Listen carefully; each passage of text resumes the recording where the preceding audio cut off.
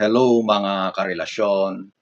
Minsan sa isang relasyon, nagkakaroon ng away, mga tampuhan na minsan ay humahantong sa cool off o kapag medyo malala ay humahantong pa sa ghosting. So bilang babae, ano ang pwede mong gawin kung sakaling hindi na nagpaparamdam ang lalaki kapag nagkaroon kayo ng problema sa relasyon ninyo para bumalik uli siya sa piling mo? So kung nakaka-relate ka, panoorin mo ito.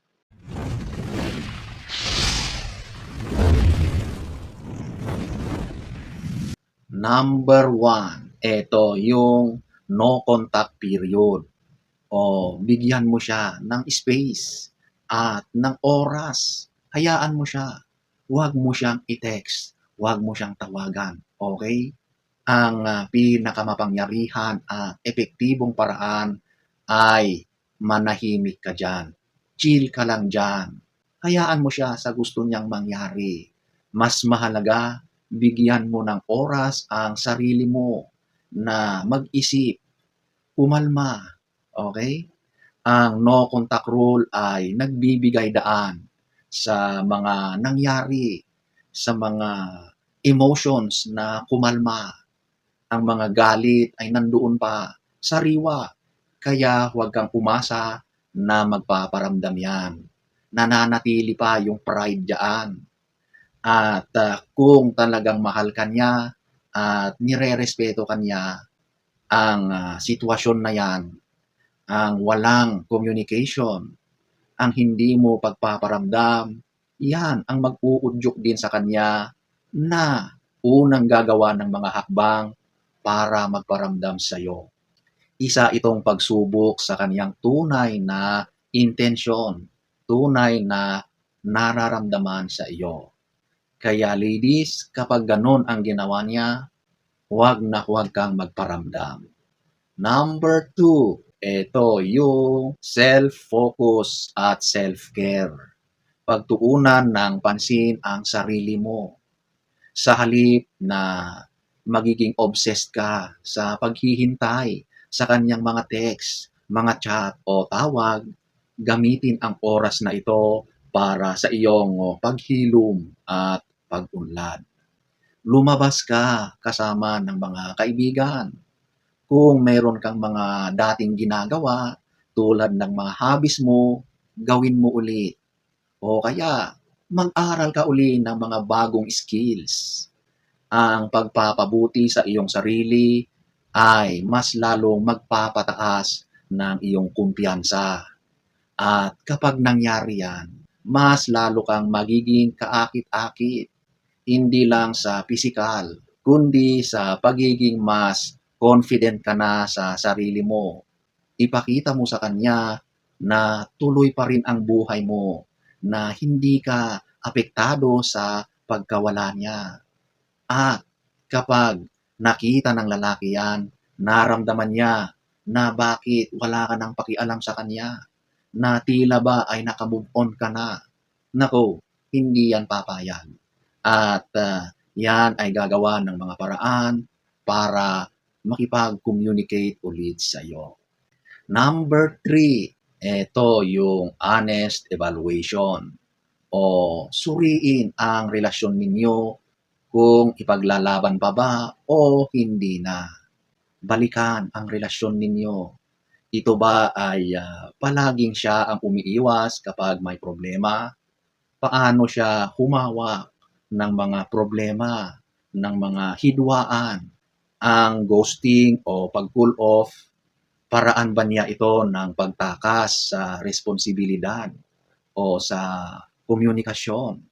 Tanungin ang sarili, nararapat pa ba siya para sa iyo? Ang isang partner na handang ayusin ang mga bagay-bagay ay nakikipag-usap. Kung may mga ganyang problema, inaayos niya. Nagiging kalmado siya. Kung mainit pa at mataas pa ang mga emotions, nagpapalamig saglit at makikipag-usap na siya ng kalmado. Ang pagiging totally silent ay maaring indikasyon ng immaturity o walang pagpapahalaga o mas malala ay hindi ka talaga mahal. Kaya ladies, i-evaluate mo ang inyong relasyon, okay?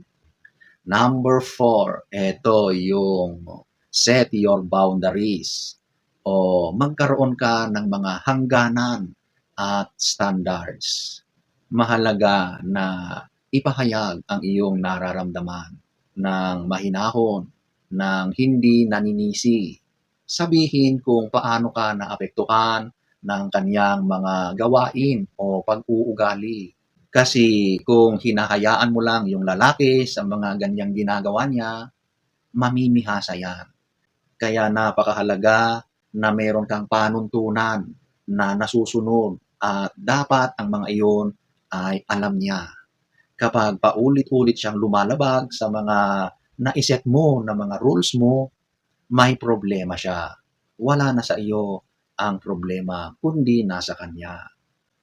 Kapag mahal ka ng lalaki na yan, igagalang niya ang mga standards na yan at nirerespeto niya ito. Kung meron siyang mga katanungan o gustong sabihin, nakikipag-usap siya. Kayo ay nagmi-meet halfway para lang maging maayos yung hindi pagkakaunawaan sa mga panuntunan na naiset niya. Okay? Number 5, prepare for the worst. Seek closure. O ito na yung tanggapin ang katotohanan at magkaroon kayo ng closure. Maging handa sa posibilidad na hindi na siya babalik. Ang ugali ng pag-ghosting o pag-iwas ay madalas na senyales ng kawalan ng kakayahan o kagustuhan para sa isang seryosong relasyon. Kung ikaw ay naglabas o nagsabi ng iyong saloobin sa mga ginawa niya at tila ba binabaliwala niya, hayaan mo na siya. Ang kanyang mga action ay nagsasabi na ayaw na niya. Kaya kung ganyan ang ipinapakita sa iyo, tanggapin mo na, okay?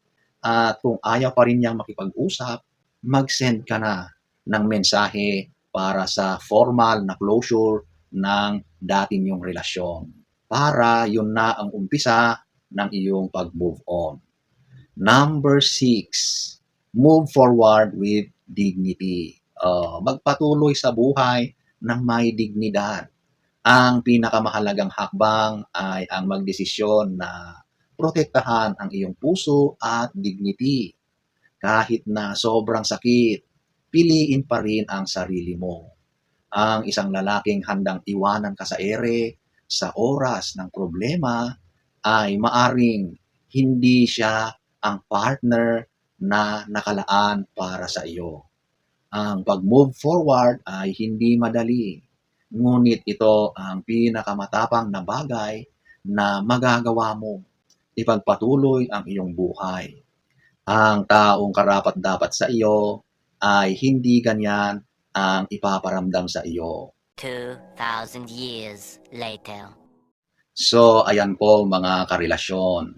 Ang layunin ng mga hakbang na ito ay para hindi siya pabalikin sa sapilitang paraan.